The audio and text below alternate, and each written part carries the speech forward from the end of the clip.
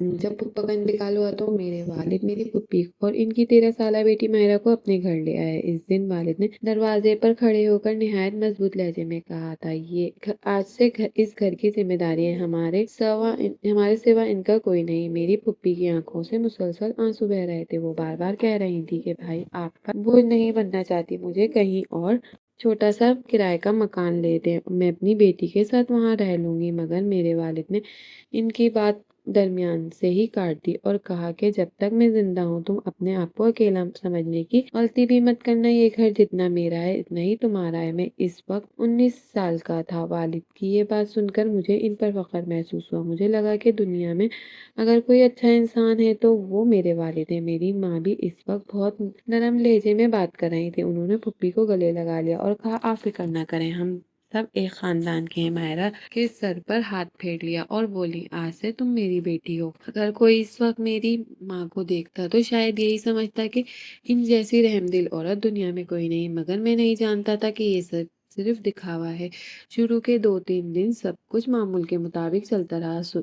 वालिद सुबह दफ्तर चले जाते और शाम को वापस आते। इनके सामने माँ और पुप्पी को आराम करने का कहती, इनके लिए चाय बनाती, कभी फल काट कर लाती और कभी मोहल्ले की औरतों के सामने कहती कि बेवा औरत का दिल बहुत नाजुक होता है, इसका ख्याल रखना चाहिए। लेकिन जैसे ही वालिद दरवाजे से बाहर निकलते घर का माहौल यकसर बदल जाता। माँ का चेहरा सख्त हो जाता, आवाज बदल जाती और लहजा जहर से भर जाता। पहले दिन ही उन्होंने पुप्पी के हाथ में झाड़ू पकड़ा दी थी और कहा, अगर इस घर में रहना है तो मुफ्त की रोटियां नहीं तोड़नी होंगी। पूरा घर साफ करो, फिर बर्तन धोना और इसके बाद कपड़े भी धो लेना। पुप्पी खामोशी से काम करने लगी। मायरा ने अपनी माँ की मदद करना चाही तो माँ ने इसे भी नहीं छोड़ा। वो बोली, तुम भी बड़ी हो गई हो, सारा दिन बैठकर क्या करोगी, जाकर किचन धो।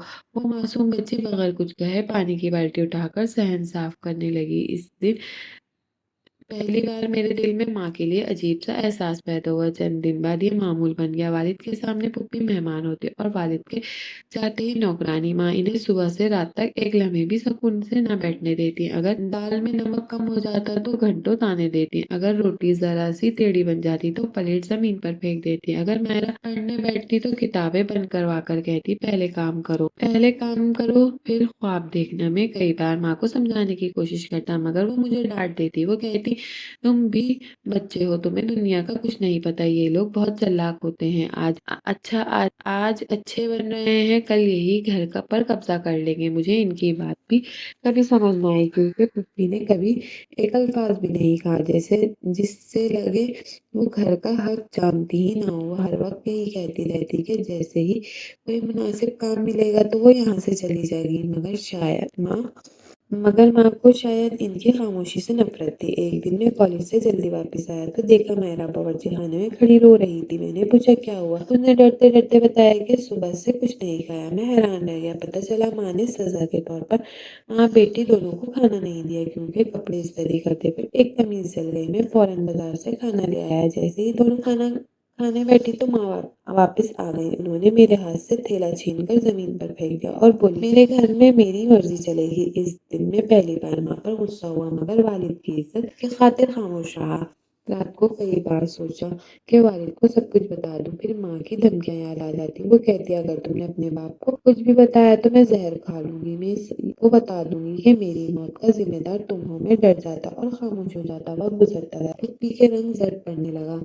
मायरा पहले हंसती खेलती बच्ची थी मगर अब हर वक्त खामोश रहने लगी। वालिद का कुछ भी मालूम ना था क्योंकि इनके सामने माँ हर रोज एक नया ड्रामा करती। कभी पुप्पी के हाथ में दवाई थमा देती, कभी इनके लिए नई चादर निकाल देती, कभी कहती, बहन आप आराम कर लो, मैं काम कर लूंगी। वालिद मुस्कुरा देते और कहते, मुझे खुशी है कि तुम दोनों एक दूसरे का इतना ख्याल रखती हो। हर बार मेरी गर्दन शर्म से झुक जाती। एक इतवार को वालिद ने कहा, अगले हफ्ते सब लोग मिलकर घूमने जाएंगे। मायरा कई महीनों से पहली बार खुश हुई। इसने अपने पुराने कपड़े धोकर रख दिए मगर वालिद के दफ्तर जाते ही माँ ने वो कपड़े उठाकर कचरे में फेंक दिए और बोली, तुम्हें घूमने फिरने का बहुत शौक है। पहले अपनी औकात देखो। मायरा खामोश होकर अंदर चली गई, लेकिन किस्मत को शायद कुछ और ही मंजूर था। अगले दिन सुबह वाले साहब मामूल के मुताबिक दफ्तर चले गए। दोपहर का वक्त था। वाले साहब हस्बे मामूल दफ्तर जा चुके थे। पुप्पी सहन में धुले हुए कपड़े सुखा रही थी। इतने में जोर दरवाजे पर दस्तक हुई। मायरा दौड़कर दरवाजा खोलने लगी तो बाहर महल्ले की एक खातून खड़ी थी।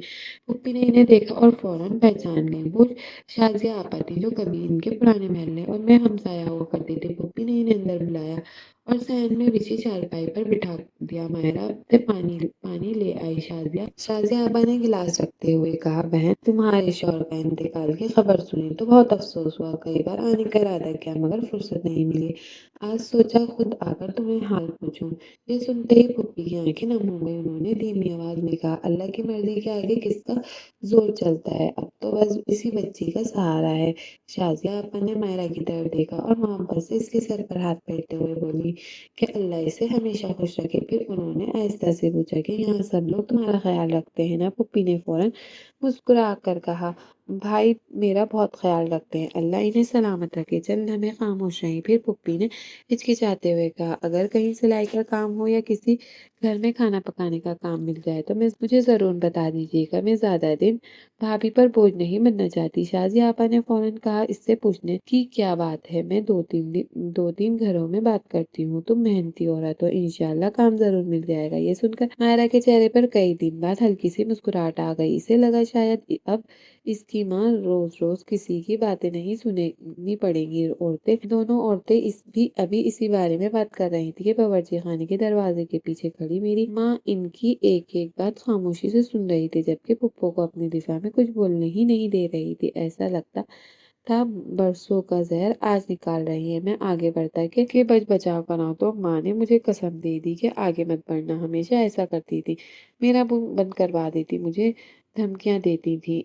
बात इतनी बड़ी कि अम्मी पुप्पो के बाल पकड़ लिए और इन्हें जोर से मारना शुरू किया। मायरा अपनी माँ को बचाने की कोशिश कर रही थी, मगर मेरी माँ ने इसे भी धक्का दे दिया। इसी लम्हे दरवाजा खुला। वालिद किसी जरूरी फाइल के लिए मामूल से कई घंटे पहले घर वापस आ गए थे। इनकी नजर सीधी इस मंजर पर पड़ी। इनके हाथ में फाइल नीचे गिर गई। वो चलने में साकित खड़े रहे, जैसे इन्हें अपनी आंखों पर यकीन ना आ रहा हो। फिर कांपती हुई आवाज में बोले, ये क्या हो रहा है। माँ फौरन झूठ बोलने की कोशिश की, मगर वालिद अपनी आंखों से सब कुछ देख चुके थे। इनका चेहरा सफेद पड़ गया। उन्होंने सीने पर हाथ रखा और बोले, फरीदा, मुझे तुमसे ये उम्मीद नहीं थी। वो एक कदम आगे बढ़े, मगर फिर अचानक जमीन पर गिर पड़े और मैं दौड़ता हुआ इनके पास पहुंचा। पुप्पी और मेहरा भी चीखती हुई इनके करीब आ गई। अब्बा ने मेरा हाथ पकड़ा और आंखों ही आंखों में पुप्पी की तरफ इशारा किया, जैसे उनकी हिफाजत की जमानत लेना चाहते हो।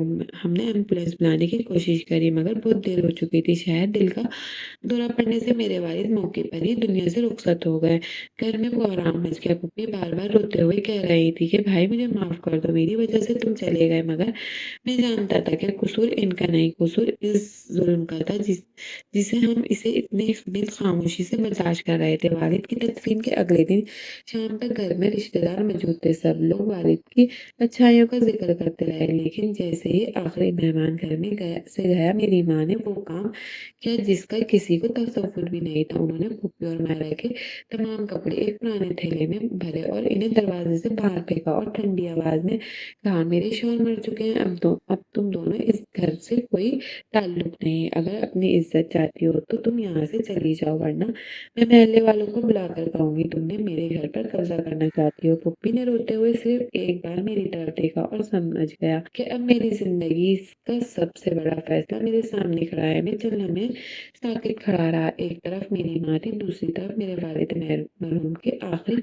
नसीहत गूंज रही थी। मैंने माँ की तरफ देखा, कहा, और अगर ये दोनों इस घर से जाएंगी तो मैं भी इनके साथ जाऊंगा। मेरी बात सुनकर मेरी माँ गुस्से से कांपने लगी। मेरी बात सुनकर माँ को गुस्से से कांपने लगी। उन्होंने मेरी तरफ उंगली उठाकर कहा, अगर आज इस दरवाजे से बाहर निकले तो याद रखना, इस घर में दोबारा कदम रखने की इजाजत नहीं मिलेगी। मैंने इनकी आंखों में देखा, मगर उस दिन ना मुझे इनका गुस्सा डरा सका और ना ही इनकी धमकियाँ। मैंने धीरे से कहा, अम्मी मैं हमेशा आपकी हर बात मानी है। जब आप पुप्पी और मायरा पर जुल्म करती थी तब भी खामोश रहा, जब आप इन्हें भूखा रखती थी तब भी खामोश रहा, जब आप इन्हें जलील करती थी तब भी खामोश रहा, क्योंकि मैं नहीं चाहता था कि इस घर का सुकून खराब हो। मगर मेरी इसी खामोशी की कीमत मेरे वालिद ने अपनी जान देकर अदा की है। आज अगर मैं खामोश रहा तो शायद तभी खुद को माफ ना कर सकूंगा। मेरी बात सुनकर माँ ने गुस्से से कहा, तुम्हें इन लोगों के ने मेरे खिलाफ कर दिया है। तुम्हें अपनी माँ पर यकीन नहीं रहा। मैंने आहिस्ता से सर हिलाया और कहा, नहीं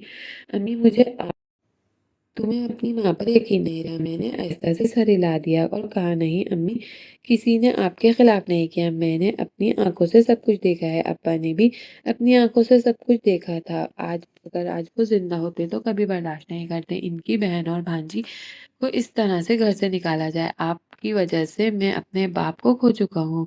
अब मैं इनकी आखिरी अमानत को कभी तन्हा नहीं छोड़ सकता। ये कहते हुए मेरी आवाज भर आई। मैंने दीवार पर लगी हुई वालिद की तस्वीर की तरफ देखा और इनकी आखिरी सांसें और वो खामोश निगाह आज भी मेरी इन आंखों के सामने थी।